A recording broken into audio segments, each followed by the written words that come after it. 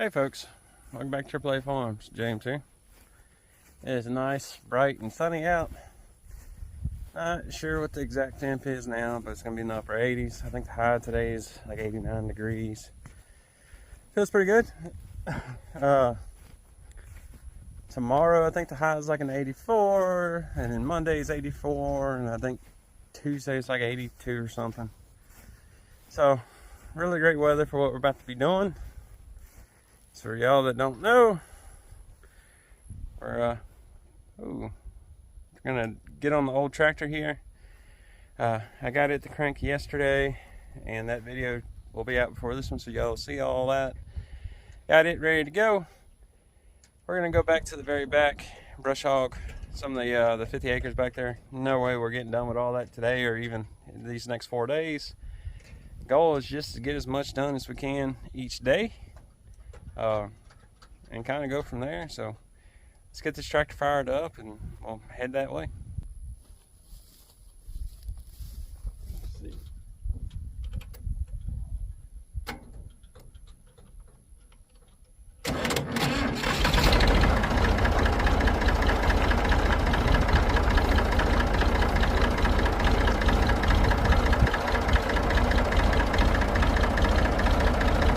Alright guys, we made it back to the 50 acres.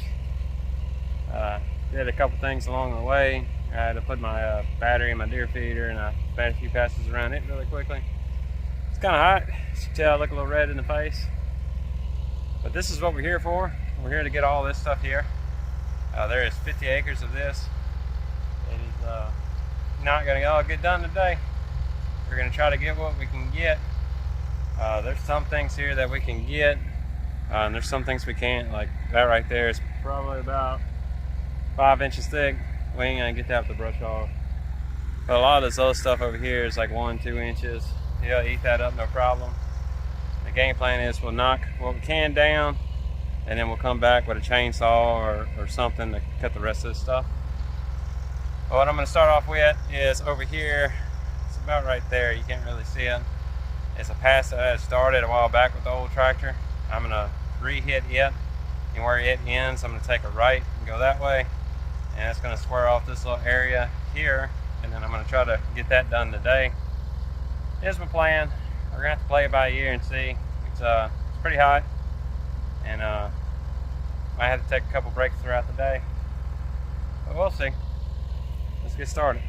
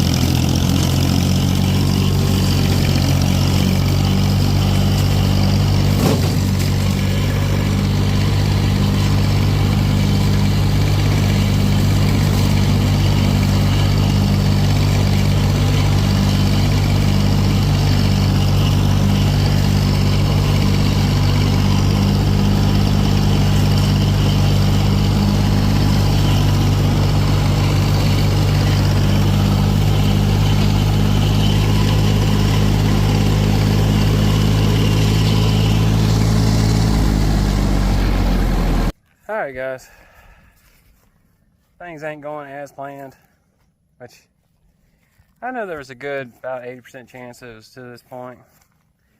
All this is just too tall. Yeah, simple enough. I mean, some of it ain't that big a deal, but I would say probably 90% of it's too tall to get. I've been going on it about 3 hours. Haven't got a whole lot done. I already ran into a host of problems. The first problem, ran over a tree that was slightly too big, and it smacked right onto the where the clutch pivot arm is, and sure enough bent that bracket back. So I had to bend it back the best I could in the field, which I got it to where it's working. It's not working that great. It's working good enough. And then the bigger concern that I'm about to go up to the house, excuse me, it's dusty. I'm about to go up to the house and look at is trying not to trip. The oil pressure's low. It ain't in the red yet. It is getting close. And so the way that gauge is, you have a small red portion, you know, you want to stay out of that. You have a big green portion, which is good, and yellow, which is a little too high. You don't really want it yellow, you definitely don't want it in the red. We started on the high end of the green, and now we're on the low end of the green, so I need to go figure out what's going on there. We did make some progress through here though. I'm not going to walk the full length of this because it's just like a spider web of trails throughout here. And basically I just kind of drove down. I found that last little clip that y'all saw. There's some straightaways of like that kind of stuff, and I went ahead and just mowed what I could of that stuff. It's kind of what I was doing here, which I'm pretty sure I got that on camera. I was going here and I was going to try to go through that brush there, but the tractor stopped, wouldn't go no farther, so I had to back up and come through. And then this is where we came from earlier. So we were able to, I mean, it does a good job where we can go, because you can see down there it looks pretty good. I need to go figure out the oil pressure situation, but once I figure that out, hopefully I figure that out and hopefully ain't nothing catastrophic. I might go down that way and basically follow the tree line through. That way at least the property line's done. But ultimately for the rest of this, I'm either going to have to get something myself that's big enough to do what I need to do, whether that's a bulldozer or like a forestry mulcher or like a big loader or something that I can push all this stuff up with, big track loader or something. Or, you know, do I just hire somebody to do it? It's really going to be a bouncing game. I kind of already knew this is where it was coming, or I kind of knew what this is, what's gonna. Oh man, it's been a couple hours out in this heat. It ain't too hot, like I said. I think the high today is like 89 degrees. But did one of the cardinal sins and didn't bring no water back here with me. So I need to go get hydrated as well. But it's causing me to lose track a little bit. Anyway, but what I was saying, kind of knew this was going to happen. I figured this is where we were. I was hoping I could make do with the old tractor. There's two problems. One problem is this stuff's too tall. The other problem is some of the stuff ain't too tall, but the old tractor's old. And so it's got a host of problems already that are causing it to be a pain. And those problems just need to be fixed. But most of those things that need to be fixed are going to cost me a couple grand. I'll put the couple grand into the old tractor that's worth probably $100, $200. It's probably worth like 2 grand, but and you know, figure out why we lost oil pressure. That's a whole nother thing.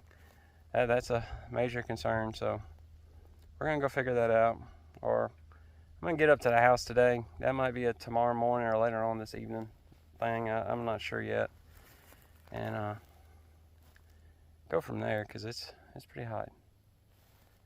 But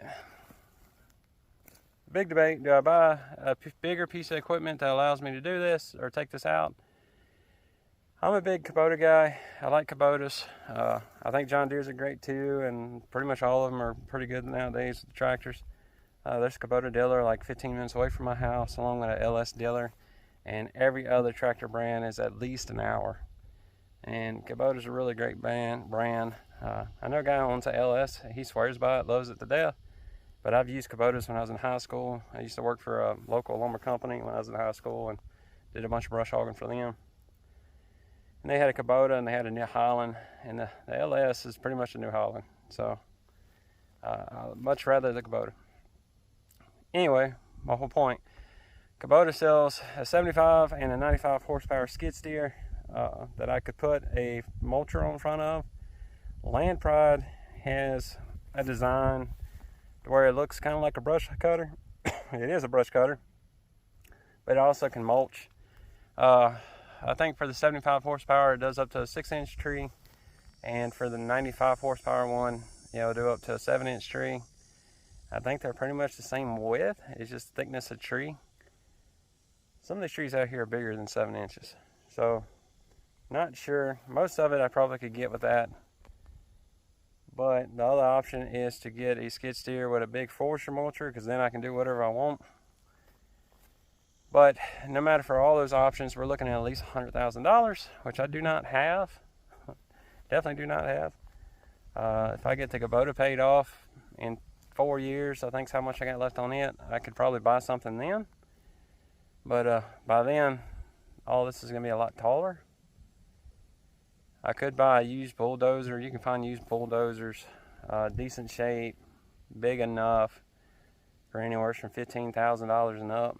I think you just gotta look for a good deal in there. And bulldozers come with their own problems. They, especially benefit of new things is you don't typically gotta worry about anything. Anything that you use, you always gotta worry about what's gonna break next. And that's where we are on the Massey. And it's the main reason we got the Kubota, is because we got tired of fixing the Massey. Or the other option is I can hire somebody out to do all of it. Now, that's pretty attractive, just because then I can hire somebody. They probably can come in with specialized equipment or whatever and be done with this in a week or less, because I mean, it's what they do for a living. They can literally come out here and spend 15, 16 hours a day and get the job done. I don't have that kind of time. And then I don't have to worry about machines. I don't have to worry about upkeep. I have no idea how much it costs to do 50 acres. If y'all have a guess, throw it out there. I don't really care if it's a bulldozer, excavator, or a big forestry mulcher. They got a guy down the street from me who bought 40 acres, and he had these huge forestry mulchers. It was like a big cat forestry mulcher. And I mean, they knocked out that 40 acres probably in 2 days. Those things are huge. No idea how much those are going to cost though. To hire somebody to do that.